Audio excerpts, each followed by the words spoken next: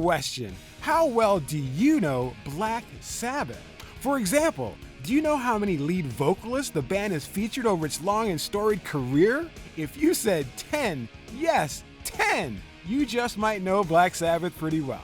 This week, we're taking a look at the era when Black Sabbath was fronted by vocalist Tony Martin. I'm Scott T. Sterling, and this is the RHINO Report.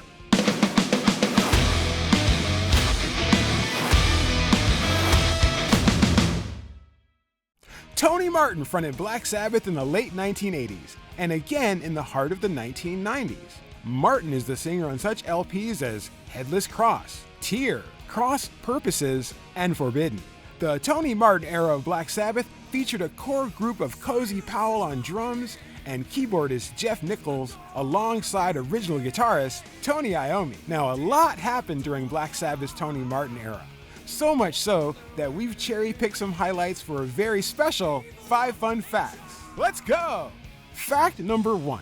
Tony Martin is the Black Sabbath singer with the longest tenure after Ozzy Osbourne. While only true Sabbath diehards are well versed on the band's myriad lineup changes over the years, many fans would be surprised to know that Tony Martin is behind only Ozzy himself as the singer to spend the most time fronting Sabbath. Fact number 2. Black Sabbath's Tony Martin era was originally released on IRS Records. Back in the 1980s, IRS Records was renowned for introducing emerging alternative rock acts, including Wall of Voodoo, REM, The Go-Go's, and Oingo Boingo. In 1988, Tony Iommi signed a deal with the label, resulting in the Dehumanizer album, which featured Ronnie James Dio on lead vocals. Fact number 3. Headless Cross was the first Black Sabbath album to feature legendary drummer Cozy Powell. Now, Cozy Powell is a true drum legend in the world of hard rock. Over the years, he's kept the beat for the likes of the Jeff Beck Group, Rainbow, and Whitesnake. Tony Iommi personally asked Powell to take the drum throne when it came time to record Headless Cross. Fact number 4. The Forbidden album features legendary rapper and Law & Order SVU star Ice-T. Tony Iommi was convinced to let Ernie C., the guitarist for rapper Ice-T's famous hard rock band Body Count, produce the album. While Iommi had no idea who Ice-T was, he met with the rapper/actor and found him to be, quote, a nice bloke, and also a big fan of Sabbath, end quote.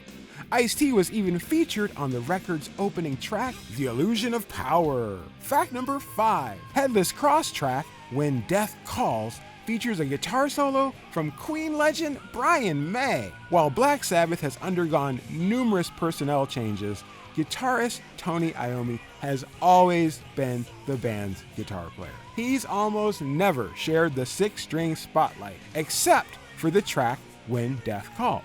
That's when Iommi's longtime friend Brian May stepped up to add his guitar playing prowess to the tune. Now, the Tony Martin period in Black Sabbath history is extremely hard to come by, unless you happen to own the original releases from back in the day.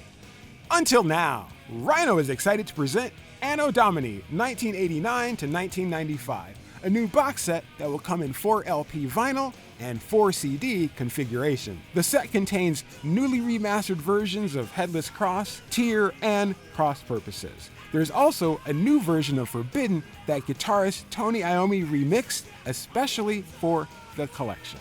According to Iommi, quote, I was never happy with the guitar sound, and Cozy was definitely never happy with the drum sound. So I thought it would be nice to do it for him in a way. I just felt that, without changing any of the songs, there was an opportunity to go back and bring out some of the sounds and make it more what people would expect Sabbath to sound like, end quote.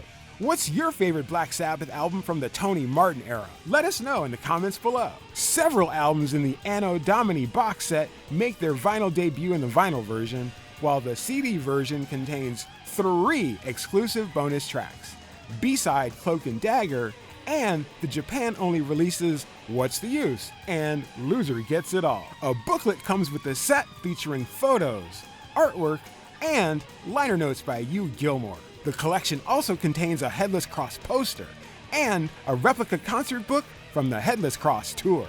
Anno Domini is set for release on May 31st, and is available for pre-order at RHINO.com right now. Don't forget to like and subscribe at the RHINO channel. Tune in next week for the next episode of the RHINO Report.